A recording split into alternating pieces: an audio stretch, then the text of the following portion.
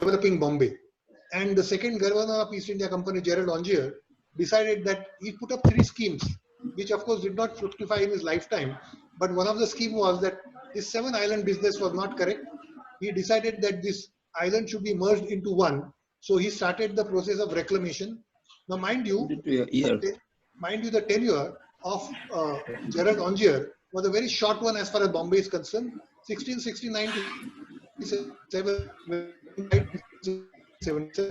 The thing was that he wanted to develop Bombay as a harbor because of their trade with the society.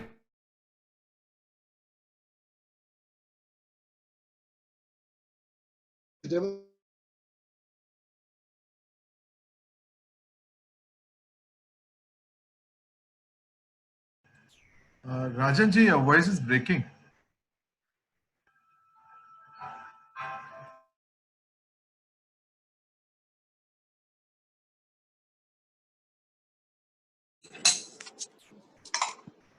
Looks like it's frozen.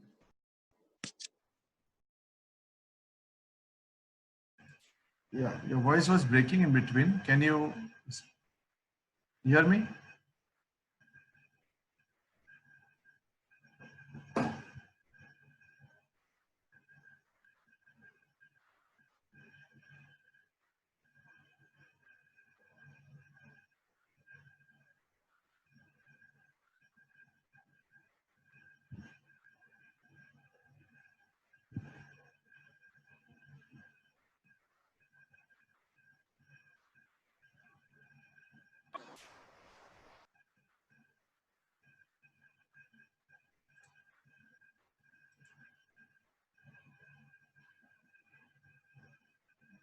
Manoj? Yeah, Vicky, I'm just talking to him. Yeah, for some reason he got logged out. He's coming in again. Just give me a moment. Sure.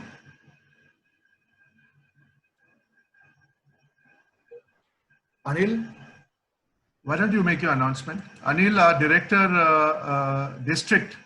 Anil Ambo is our director district this year. So since there's a gap, we will take this opportunity and he would like to announce something to all the members. Anil, please go ahead.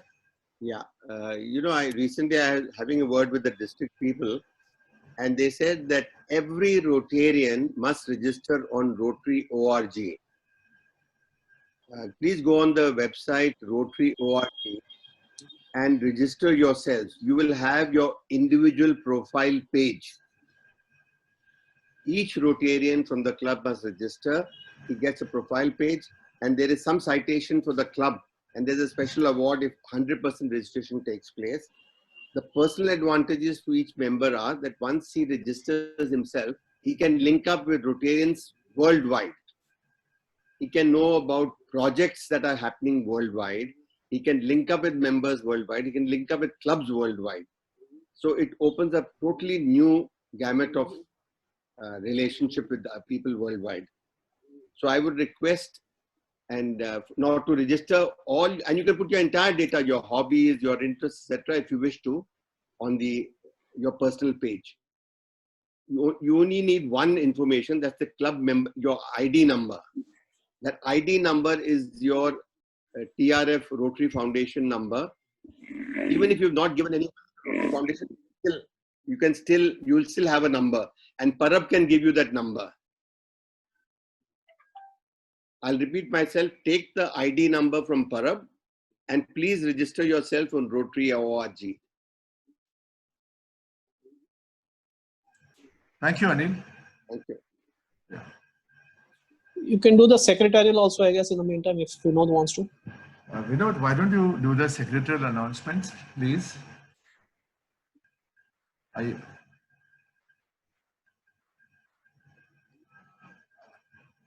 Vinod, are you there? Okay, we can do it later.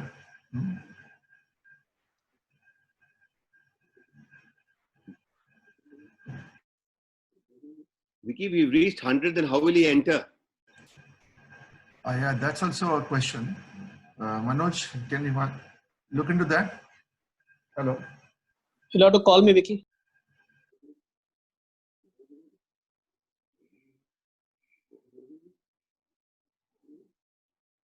See, they're already showing 100 participants, so he'll have a challenge to enter.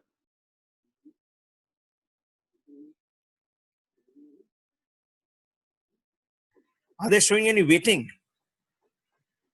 98. It's come to 98 now. 98, so you should be able to log in. Nalin. Yeah, but else will lock in before that.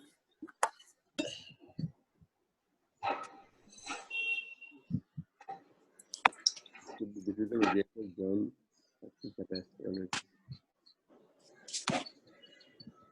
Yeah. Hello. Mr. Jakaria, you're back? Yeah, I'm Okay. I'm on the mobile because there's some problem Okay, here. doesn't matter. Okay, anyway, so you can see the present. Okay, perfect, no problem. So I'll start the presentation once again. Yeah. Okay.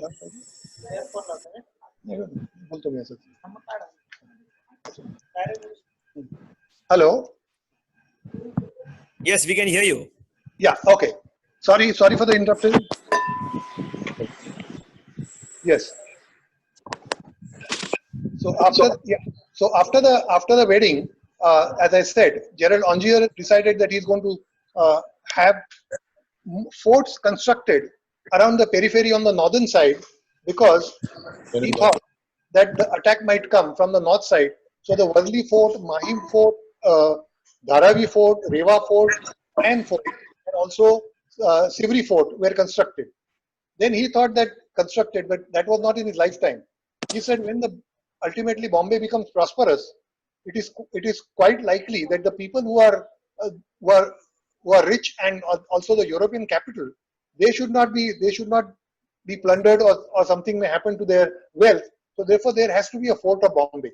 So accordingly a fort of Bombay was constructed and it had, if you try to see the fort of Bombay's periphery, you can see the Apollo Gate, number 4 please. Oh, this is Apollo Gate. Now this, if you see, there is a church which is there, which is the church which is still existing, and this particular gate is somewhere between BNHS and the Prince of Wales Museum side, that is, and Lion Gate and BNHS. The next gate was Church Gate. Next, please. Next. Yeah. Now this is a church gate where again it's very easy to locate. You can see the gate itself, where today the Flora Fountain is standing, and at the back you will see the St. Thomas's Cathedral. The third gate was Bazaar Gate. Next, please.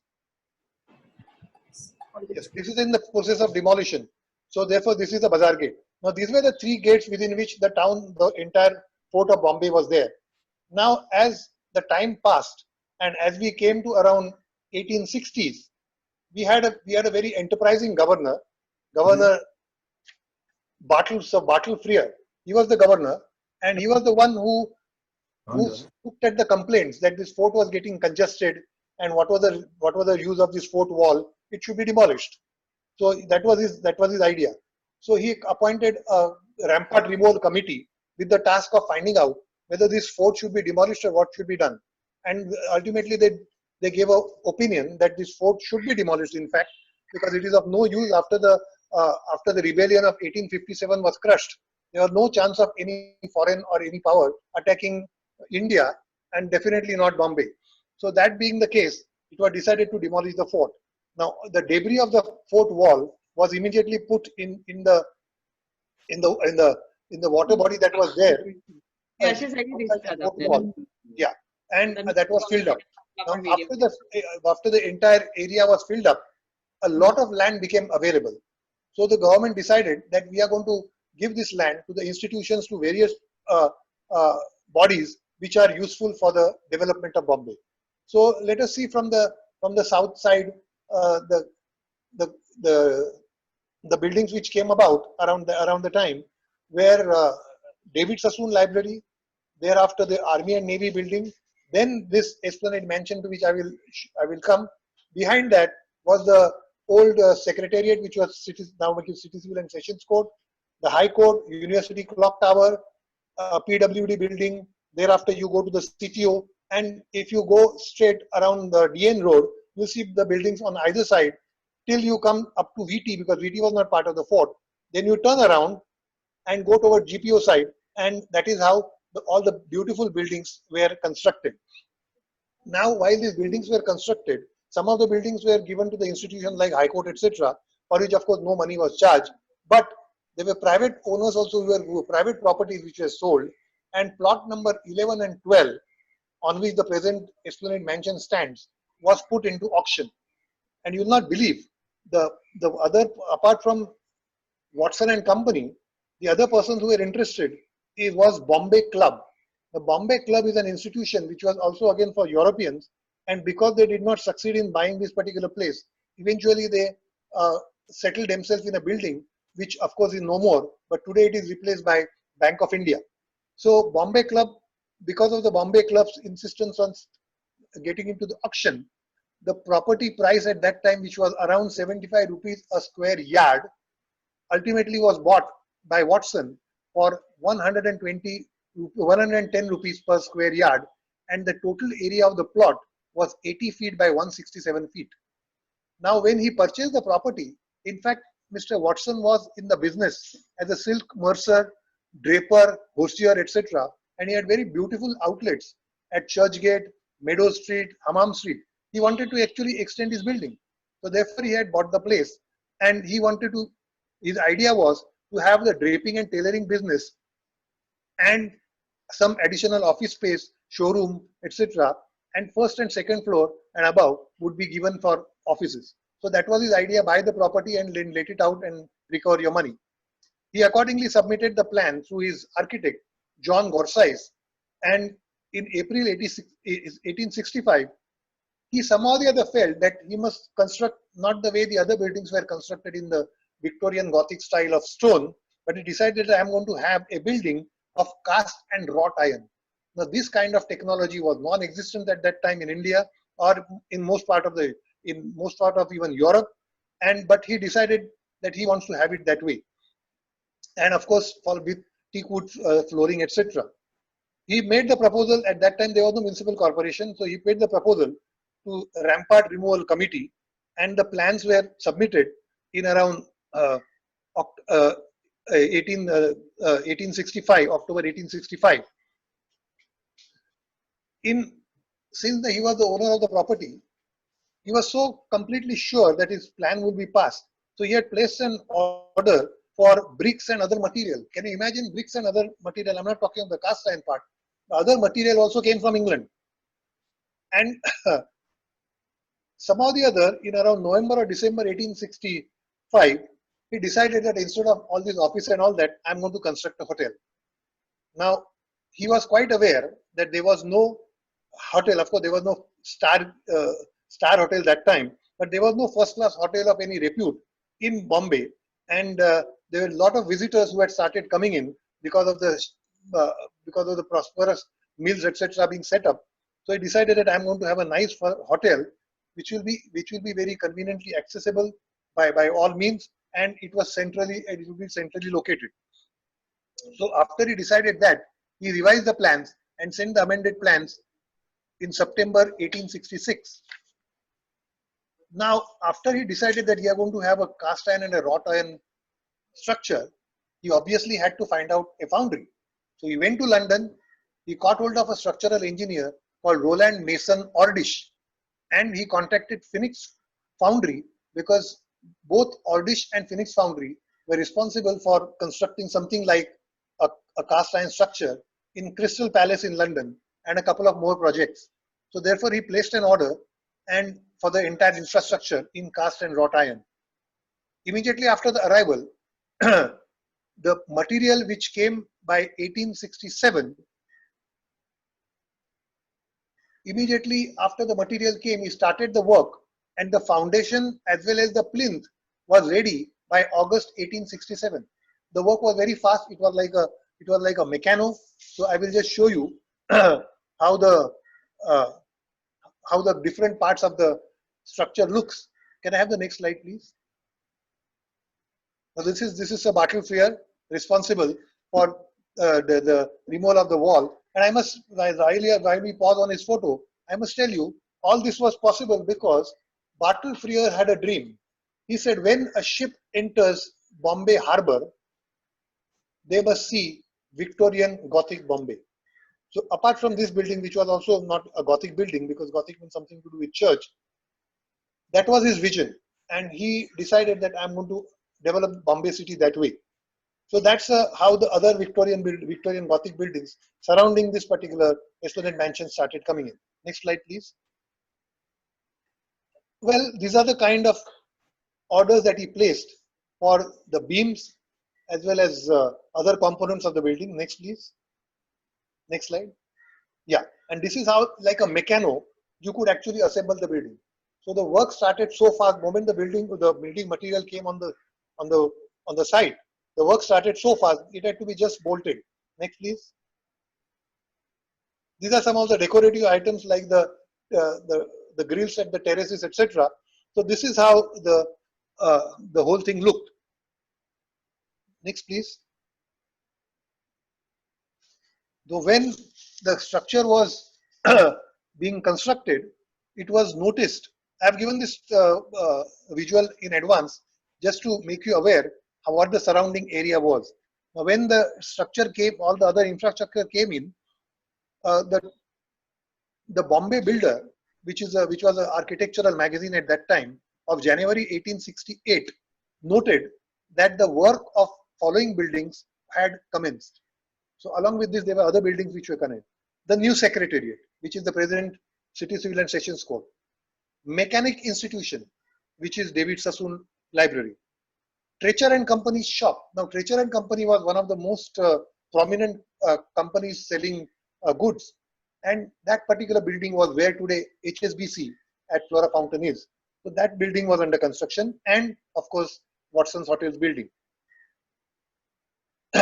Now, by 14 February 1870, Times of India reported that the building was almost complete with teak, mahogany, and other Minton ties, etc. to be fixed, but otherwise the entire structure of the building was ready. Other idea of Watson was that the plot which is next to that is Bombay University plot, was actually the place where Bombay High Court was supposed to come. So he was expecting that there will be a lot of litigation, there will be people who will be coming to the restaurants, etc. When he found that ultimately University was going to come and High Court was going to get shifted a little bit on the northern side, he was actually in the process of filing a suit. But then he was prevailed upon by the architect of the High Court itself, the Colonel Fuller, that you close, don't do all this. And ultimately he decided that he's not going to file any suit or nothing. And eventually the building was given a completion certificate on 2nd of February 1871. Watson did not waste his time. 14 February 1871, only 2 days thereafter, he opened the hotel to public and named it as Esplanade Hotel. Now let us see a few of the photographs of Esplanade Hotel, how it looked at that time. Next, please. Now this is the Esplanade Hotel, a photograph taken from Rajabai Tower, and you can see the behind, the museum plot which is completely open. Next, please. These are the three buildings which virtually were constructed one after the other. First one is left hand side is the David Sassoon Library. Second one is the Army and Navy building, and third one is our Esplanade Mansion. Next, please. Next, please. Yeah, and this is how the whole structure looks again from Rajabai Tower. Now, after it was constructed and it was open to public, the Bombay Gazette mentions what are the facilities in this building. What is so great about this building? Number one, it had a top lit ground floor restaurant with attached billiard room. It appears that one of the criteria at that time for a good hotel was that there should be an entertainment area and particularly billiard room. Second one, again a first floor dining room, dining saloon with another attached billiard room. So I'm sure the customers coming there must be also taking advantage of the billiard rooms which are there. 3 upper floors had 130 bedrooms and apartments with 120 baths fitted. So virtually it was like attached bathrooms, which was not there in those days. The uppermost floor was reserved for bachelors and quasi-single gentlemen. Now I don't understand what is quasi-single gentlemen, but whatever it is, it was reserved for them. So there is no mix-up with the families that were occupying there. for every guest room, which is 130 bedrooms, there was one pankhawala, because the only way the ventilation could take place in the area in the era when there was no electricity was with pankhas. Then there were steam powered elevators, no electricity, so steam powered elevator, because the building had almost three floors above. And there was a beautiful central atrium which was like a ballroom. You'll be surprised that the height of the ground floor was 20 feet. Height of the first floor was 17 feet. Height of the second floor 15 feet. And height of the fourth floor, second and third floor was 15 feet, and fourth floor was 14 feet. The hotel became so popular, and let me show you the picture of the atrium, etc. Can I have the next slide, please? One more. Next, please. Yeah. Now this is from a magazine showing different kinds of facilities which are available, including the billiard room. Next, please. Yeah, this is the atrium, which is very important as we come to 1896. So hotel became so popular that they decided that they are going to have an annex, which of course annex means not touching this, but at some other place. So in 1888, the place which was selected was near Apollo Pier, and the annex was the place where today Dhanraj Mahal is standing. So that annex was also constructed by at the design of Shiklong, that was the architect. By 1890s, the Esplanade Hotel had hydraulic lifts. The electric supply had come, so lights and fans came, and also bells were fitted for calling the reception. Among the famous guests who visited Esplanade Hotel was Mr. Rudyard Kipling, who was working in JJ School of Art, and the son of the poet Warkworth Kipling. Other most important event that took place is on 7th of July 1896, when for reasons unknown, Watson Hotel was commissioned for screening the first motion picture, which was called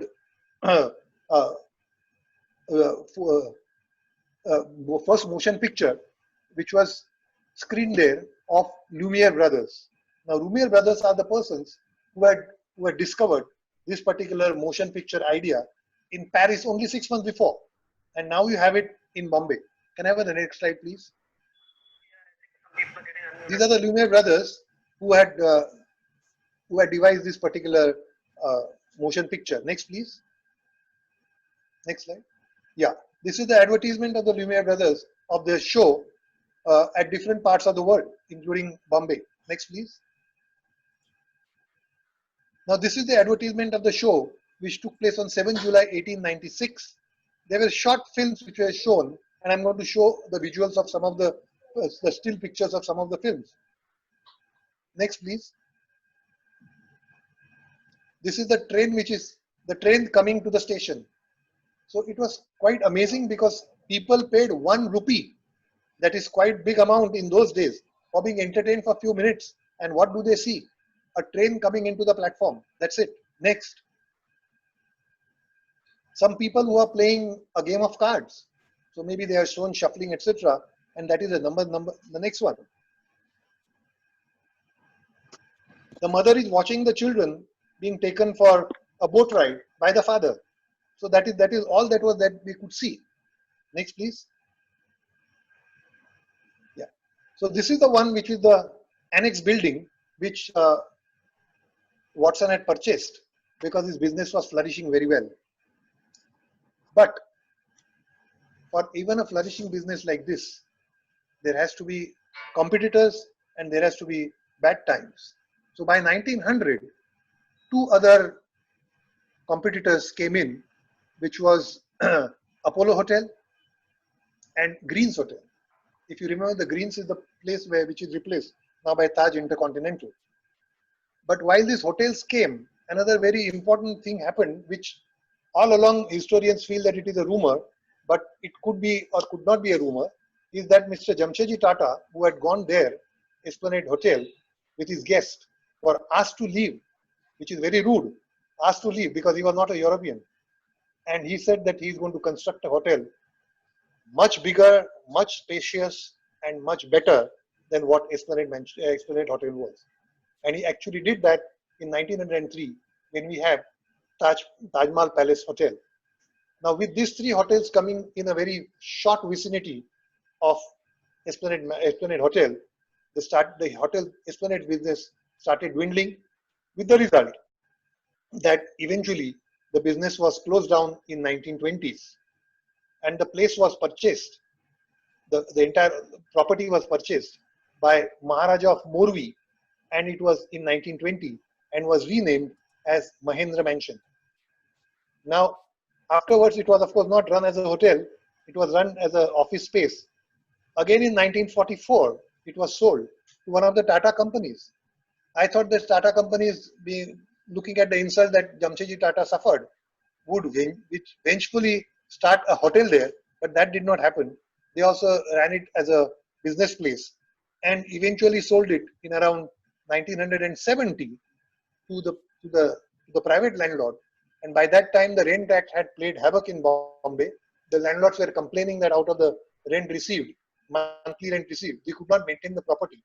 And with a 20-foot height of the ceiling, the landlord was tempted to put in mezzanine floors on almost on all the buildings. He rented out left, right, and center, with the result that by the time the 21st century came about, there were 100 commercial establishments and 50 residential tenants. Imagine that building with 150 tenants. So the landlord had tried to cash on from whatever the pagdi or whatever he must have got, and therefore ultimately the building started deteriorating to an extent that this building, being so important building, was already recognized by World Monument Fund, which is the body which designates the world's buildings which are in dire state of repairs. And in 2006 itself, this place was marked as dangerous. Now, in spite of the fact that it was marked dangerous, nobody was actually interested in repairing the place. With the result that few years ago, maybe 5-6 years ago, a portion of the balcony which is on the back lane facing the Bombay City Civil and Sessions Court fell down, killing a couple of people. Now that was the time when alarm bells rang, and ultimately the MHADA said that, are you repairing the building or we repair the building? The landlord and the tenants, they came together, tried to pay little footsie, saying that I'll repair the building, etc. NOC was given, nothing happened, and the building was not repaired at all. Another mishap happened a couple of years ago. That was the portion of the balcony which is facing the university. That fell down. It was sheer luck of the taxi driver, on whom it would have ordinarily fallen down, that he had parked his car and he had gone to relieve himself. By the time he came back, his parked car was complete in shambles. Now with that, ultimately the litigation which were pending, the court decided that enough is enough. You cannot risk the lives of the people, and something will have to be done. Now, the landlords and the tenants kept on saying that we want to restore this property because it's a heritage structure. It is recognized as a heritage structure under class 2 capital A. That means you cannot change the facade, but you can make internal changes if required. And that being the case, ultimately the court said something has to be done. This is the time when INTAC, Indian National Trust for Art and Cultural Heritage, which is a body which has got more than 200 chapters all over India, and which is a body which helps authorities to restore the building by providing expertise, providing conservation architects, structural engineers, etc. It so happened that since last 2 years, I have been the convener of INTAC Greater Mumbai chapter. So jurisdiction-wise, everything which is there within the Greater Mumbai as demarcated by the BMC comes within my jurisdiction for providing whatever is required. So since none of the landlord or the tenant approached us, Intact Mumbai chapter decided that we will go to the court and ensure that the building is not demolished. And the reason was because it appeared in the newspaper that MADA, which is the ultimate authority for repair and restoration of the building within the island city, they had decided they took the opinion of IIT engineers and they opined that it is not logical and financially viable to repair this particular property and it should be demolished. Now, this is a kind of the structure which you cannot demolish. It has to be restored. And the reason is that about 10 years ago, Maharashtra's government made a proposal to the central government that that the entire Victorian Gothic area, that is the Flora Fountain area, and the Art Deco area, which is the buildings which are facing the oval on the west side, and also the buildings which are on Marine Drive, they should be declared as a ensemble. Now, in order to do that, the proposal has to go from the union government. So, central government sent the proposal to UNESCO for being nominated as a precinct or as a heritage site. So, when that particular proposal went, the UNESCO does not have the eyes to see what is happening here. So, they contact a body called ICOMOS to give a report as to whether this application is worth considering.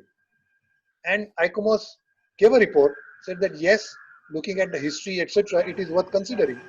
But there are two buildings which require special attention, and it is the responsibility of the government of India or government of Maharashtra to look after them.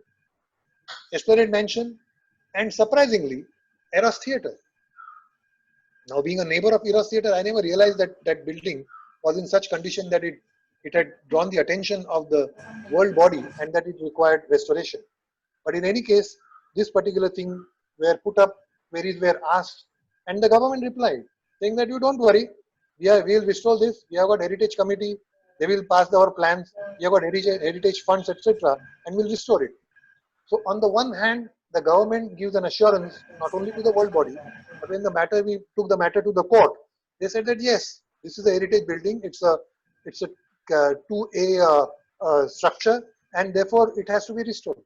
And MADA on the other hand says that no, it can't be restored because if you utilize crores of rupees for restoring this building, then all the other buildings which are within our purview and which require restoration, we will be left with no funds. So ultimately the question came of the funds. At that point of time, the landlord came up and said that I am going to restore the building, I am the owner, I am going to repair and restore the building. So the matter came before the court, and we were happy that somebody is restoring the building because we had no other role to play in this particular litigation. So the court said, then ultimately the court said, all right, let us have an estimate of what should be the price for restoration of this building. And then when architect, the structural engineer of the owner, he pointed out a particular figure, and the court asked us to also give estimate, and our figure and that figure was almost 4 times that figure. So therefore the court said that, well, we are not experts in this, let us find out a middle figure, and told the landlord, please deposit the money. If you really have the bona fides to show that you want to repair the building, please deposit the money. So the landlord said, well, I'll not deposit straight away all this amount, but I will start depositing the money after the construction starts, and as per depending upon the progress, I will deposit the money. And while this is going on, comes COVID-19, and not only that everybody is at home, but that particular building also, which is now completely packed, is also kept into social distancing from everyone. So this is the story of Esplanade Mansion. It should be the desire of every visitor, every resident of Bombay to ensure that this building is restored. There is no such other building in India and only 2 buildings world over of this particular technology. So it is my humble submission that we should all come together and support the authorities who are saying that this building should be restored, that is the government, and ensure that we restore the building. Thank you.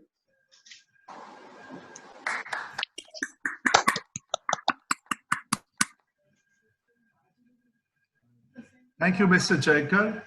Yeah.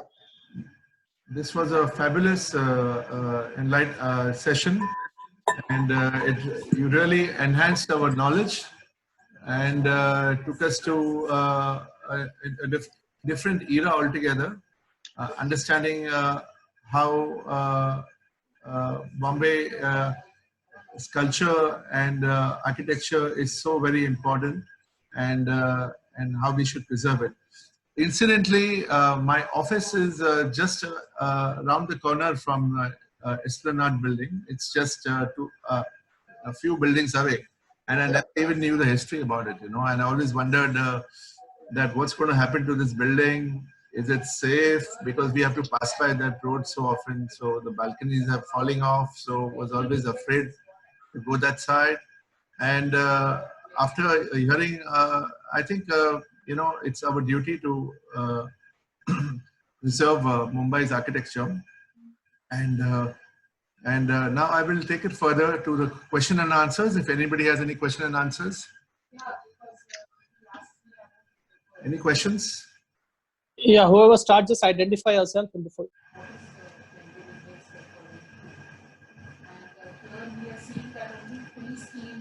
Anybody has questions? Vicky, they're coming on the chat. They're coming on the chat. So if you check the chat, you'll see the question. Okay, Right, I'll just right. read out one moment. So, okay, someone is asking which other building in the world is like Watson? Yeah, one is Crystal Palace and other is a building in Germany. That name is very difficult to pronounce, but it is there. Okay, and yeah, a couple of people have asked who's the present landlord. Present landlord is Mr. Sadiq Ali. Something, he's got a big name, but he is the present landlord, and I think it resides also in that portion of the building. So the restoration is already started, sir, right? No, restoration has not started because unless the estimate is passed, the structural engineer is appointed, and the plans are put up for restoration. Heritage committee has to pass it, and then the restoration will start. Uttara Bandare has a question. Just a bit of trivia. The Dhanraj Girs owned this property, the Watson's Hotel. It belongs to my daughter's in-laws, and Yes. the Maharaja Dhanraj Gir, he owned that property, Yes. the Watson's Hotel. And in about, I think 1930s or thereabouts, he sold it for 11 lakhs. So Okay. just a bit of trivia. And Okay. that one of the, billiard tables is still in my daughter's house. Oh, Oh, wow. very good. Yes. Yeah. So you Okay, must Mr. invite us. Play on it. I guess Mr. Jaikar would like to go and see that. Yes, most definitely. You're most welcome, because her mother-in-law continued to play billiards for a very long time. So as soon as you enter the house, that's the first thing you see, the billiard table. Okay. I think today the billiard table must be worth as much as the hotel was earlier. Could be. Coming to billiards table, can I ask you a question? Because you know a lot of history of Bombay. This is not connected to Watson Hotel, but I was told that there was a Parsi gentleman who had donated a billiards table to the Royal Bombay Yacht Club, and when he wanted to see it, he was not allowed because it was only for Britishers. And Lord Wellington was his very close friend, so he felt very bad, and he started the Wellington Club. Is that correct? Yeah, there's some such story has been heard that way. Yeah, it has nothing to do with the billiard table. It is actually he was Wellington's guest, and Okay. because the Wellington's guest was not a European, therefore he was not permitted. So Wellington felt bad, and therefore it appears that Wellington Club started. Thank you. So, any further questions, Manoj? Sir, any link between what Bombay and Watson, which is present day Great Eastern?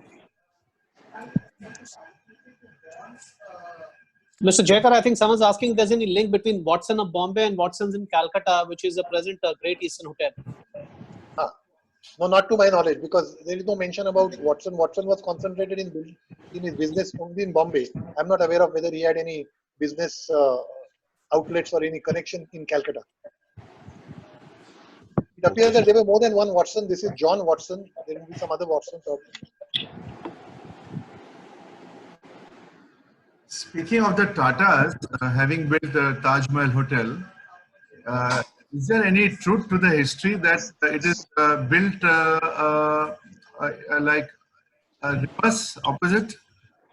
It should have been the main entrance should be actually from the back, and the current main entrance. I think this is also a rumor, as the rumor of Mr. Tata being denied entry in Esplanade Hotel, because architect cannot make such a mistake. If you were to build the other way around, the sea view, for the rooms to have a sea view, you would have to go very back, and you'll have the front portion, the car entry, etc. So I personally don't feel that it was the other way around. I had checked up with Sharda also. There is no such mention anywhere. It's only a rumor. Varsha has a question. Varsha? No, I wanted to supplement what Mr. Jekar was saying. The hotel is built correctly. In fact, in days when the hotel was built, it was designed in such a way that the rooms facing the sea had sea breeze, because they were a costlier room. And where the pool is today used to be the carriageway, where the carriages used to come and then go into Wellington Mews. So the hotel is designed the way it's supposed to be designed. It's a myth that it is done the other way around. It's absolutely fashioned the way it should be. Yeah, correct. In fact, there's a rumor that the hotel, Taj Palace Hotel, was built like other way around, and what had happened was the architect had drawn the format of the hotel in a proper manner, but by mistake it became built in such a way that the back was on the back. And in fact, he actually created suicide from the 13th floor of that building, or something like that. So then that room is haunted. That's just Which hotel you are talking about? That's Because totally. neither Taj nor Esplanade Mansion has got 13 floors. Yeah. No, I'm talking about Taj Palace Hotel. Yeah, but It doesn't have 13 floors. Yeah, so whatever, there was some floor that he jumped out from, and no that room has been closed ever since. No, that's incorrect. Okay. Okay, these are all rumors, not backed by any evidence. Okay. Any more questions? Arjun knows better because he's ex-Taj. Yes, yes, yes. Someone's asking, what was the cost of building the hotel way back when it was started? Any idea about that, Mr. Jekar? No, I will have to check up and see now. I have not really found out the. Yeah, I think Vicky, you can close probably with the VOT. Another question everybody is interested in: is there any other hotel going for rupees 11 lakhs like this? Sorry? No? If there is any other hotel going for 11 lakhs in South Bombay, please let us know. There are many businessmen who are interested. I can tell you that this hotel will go for 11 lakhs provided you take care of all the tenants. Yes, yes. So this was a superb meeting. Thank you very much, Mr. Jekar. My pleasure. It was so interesting. And